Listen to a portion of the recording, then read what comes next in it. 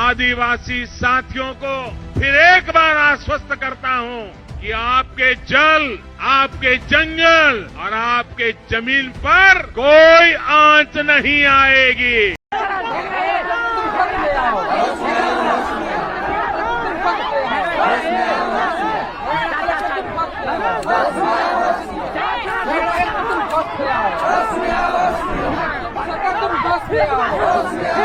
एक आदमी है, उसने मोदी जी को जन्मदिन पर ट्वीट किया, दुनिया के सबसे मजबूत और निडर नेता। उसी आदमी की कंपनी ने बीजेपी को पिछले 5 सालों में 497 करोड़ रुपए चंदा दिया और उसी आदमी की कंपनी के लिए उड़ीसा में आदिवासियों के घर रात 3 बजे तोड़े जाते हैं। उस आदमी का नाम है अनिल अग्रवाल, उसकी कंपनी का नाम है वेदांता। और ये जो सबसे मजबूत नेता है वो आज चुपचाप बैठे हुए हैं और तमाशा देख रहे हैं। उड़ीसा के रायगढ़ जिले की सीजी माली पहाड़ियां, यहाँ 311 मिलियन टन बॉक्साइट का भंडार है। बॉक्साइट यानी एल्यूमिनियम, एल्यूमिनियम यानी हजारों करोड़ का मुनाफा। 2023 में उड़ीसा सरकार ने ये पूरी खदान 50 साल की लीज पर वेदांता को दी। इसमें 699 हेक्टेयर जंगल की जमीन भी शामिल है। जिस जमीन पर हजारों आदिवासी पीढ़ियों से रहते आए हैं, वो जमीन एक कॉरपोरेट को 50 साल के लिए लीज पर दे दी गई और अब आदिवासियों ने विरोध किया है। 7 अप्रैल को पुलिस और आदिवासियों के बीच हिंसक झड़प हुई, 70 लोग घायल हुए, पुलिस ने फायरिंग भी की।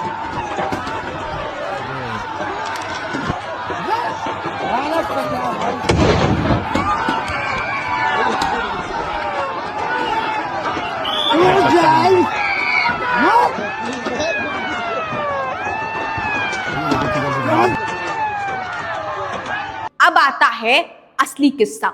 साल 2021 कोरोना की दूसरी लहर चल रही थी। लोग ऑक्सीजन के लिए तड़प रहे थे, अस्पतालों में जगह नहीं थी। उसी वक्त अनिल अग्रवाल ने तत्कालीन पर्यावरण मंत्री प्रकाश जावड़ेकर को एक चिट्ठी लिखी, मांग की माइनिंग कंपनियों को बिना नई पर्यावरण मंजूरी के 50% ज्यादा उत्पादन करने की छूट दे दो।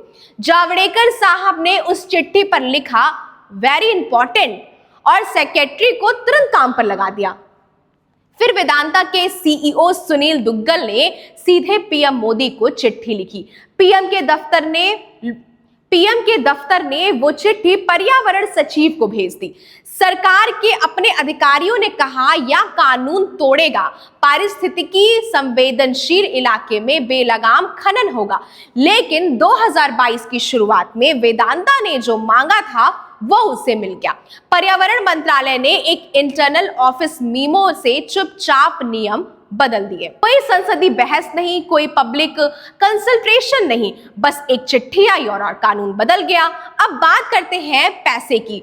OCCRP यानी organized crime and corruption reporting project दुनिया की सबसे बड़ी इन्वेस्टिगेटिंग जर्नलिज्म संस्था ने पाया कि वेदांता से जुड़े 2 ट्रस्ट ने 2016 से 2020 के बीच अकेले बीजेपी को 51 करोड़ रुपए यानी करीब $6 मिलियन दान दिए हैं। इलेक्ट्रल बॉन्ड्स के डेटा से पता चला है कि वेदांता ग्रुप ने बीजेपी को 227 करोड़ रुपए दिए। कुल मिलाकर 5 साल में वेदांता ने राजनीतिक पार्टियों को 457 करोड़ रुपए दिए। 457 करोड़ और बदले में पर्यावरण कानून बदल गया।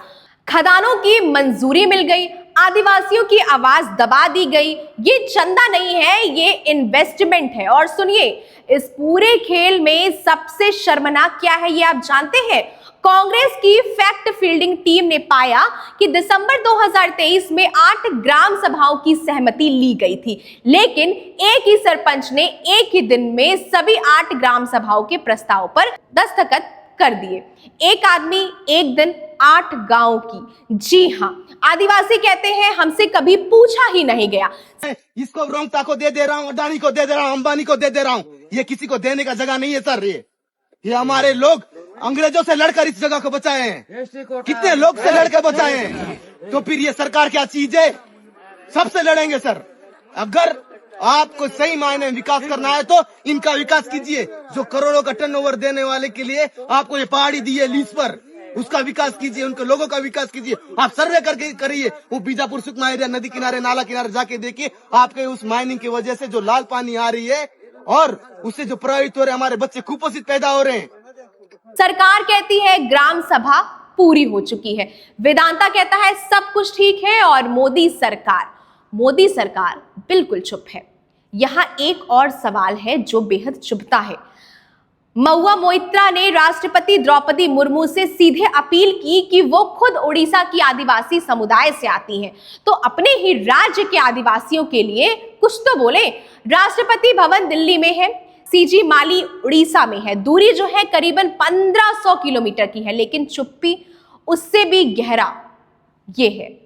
तो आप समझिए पूरा खेल क्या है। वेदांता पैसा देता है, बीजेपी सरकार बनाती है, सरकार कानून बदलती है और खादान हाथ लग जाता है।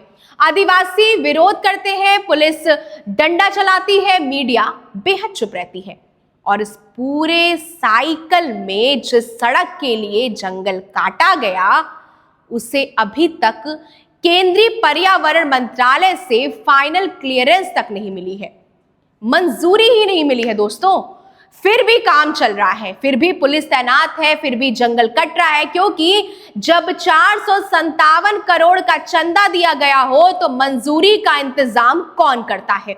2013 में नियमगिरी में आदिवासियों ने वेदांता को रोका था, सुप्रीम कोर्ट ने ग्राम सभा को सर्वोच्च माना था। 2026 में सीजी माली में ग्राम सभाएं फर्जी बनाई जा रही हैं, जंगल काटे जा रहे हैं और आदिवासियों पर गोलियां चलाई जा रही है।